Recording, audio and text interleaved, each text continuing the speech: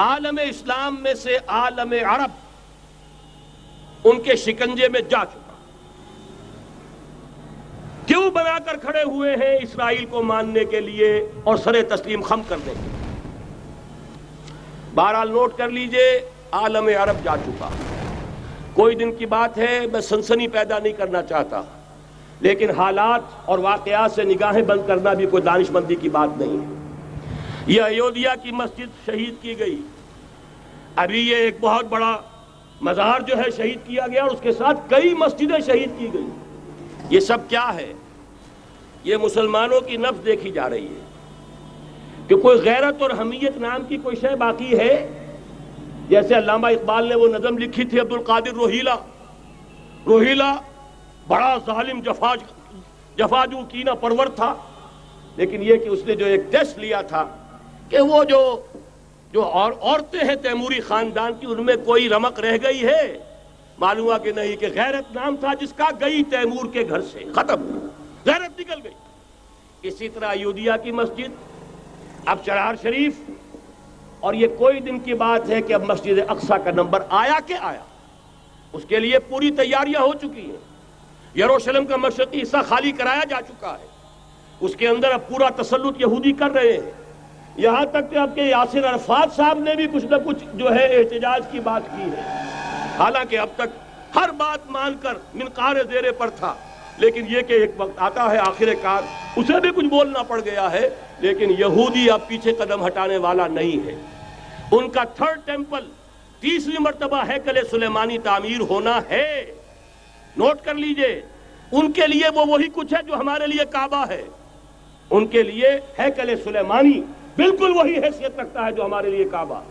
وہ ہیکل سلیمانی ایک مرتبہ پہلے نبوکدنضر کے ہاتھوں مسمار ہوا، پھر سن 70 عیسوی میں ٹائٹس کے ہاتھوں مسمار ہوا، سن 70 کے بعد آج 1995 میں کتنے برس ہو گئے؟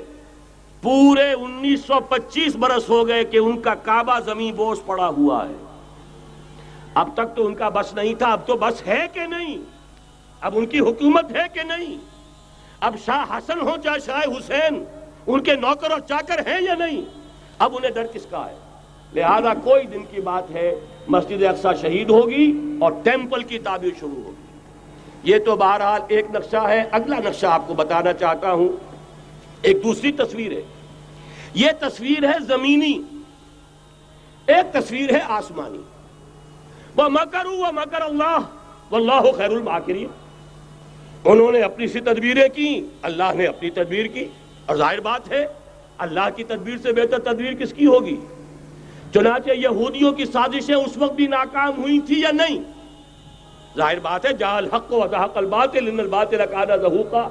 لہذا یہ آیتیں دونوں اعلان کر رہی ہیں کہ یہودیوں کی سازشیں بالآخر ناکام ہوں گی اور دین حق کا بول بالا ہو کر رہے گا۔ یہ تو ان آیتوں سے ظاہر ہے۔ یریدون لیطفئوا نور اللہ بافواہہم واللہ متم نورہ ولو کرہ الکافرون۔ یریدون ان یطفئوا نور اللہ بافواہہم ویابى اللہ الا یتم نورہ ولو کرہ الکافرون۔ هو الذی ارسل رسولہ بالہدی ودین الحق لیظہرہ علی الدین کلہ ولو کرہ المشرکون۔ اللہ نے تو بھیجا ہی ہے اپنے رسول کو اس فیصلے کے ساتھ اور یہ ذمہ داری اور مشن دے کر کہ جو دین حق آپ کو دے کر بھیجا جا رہا ہے اسے غالب کیجئے، نافذ کیجئے، قائم کیجئے۔ اس مشن کے ساتھ بھیجا جا رہا ہے۔ قرآن کہتا ہے ببانگ دہل وما ارسلناک الا کافۃ للناس بشیرا ونذیرا۔ اے محمد صلی اللہ علیہ وسلم، ہم نے نہیں بھیجا ہے آپ کو مگر پوری نوع انسانی کے لیے بشیر اور نذیر بنا کر۔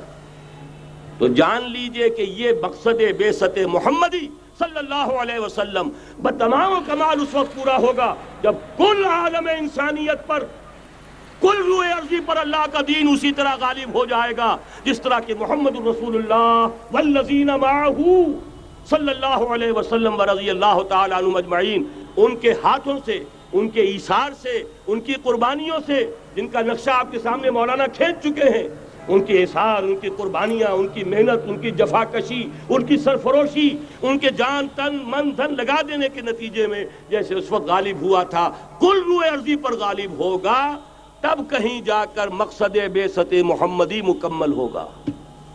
یہی وجہ ہے اقبال نے کہا تھا وقت فرصت ہے کہاں، کام ابھی باقی ہے، نور توحید کا اتمام ابھی باقی ہے۔ لیکن ساتھ ہی خوشخبری بھی دی تھی، یہ چمن معمور ہوگا نغمہ توحید سے، آئے گا وہ دور، یہ چمن معمور ہوگا نغمہ توحید سے، لازماً آ کر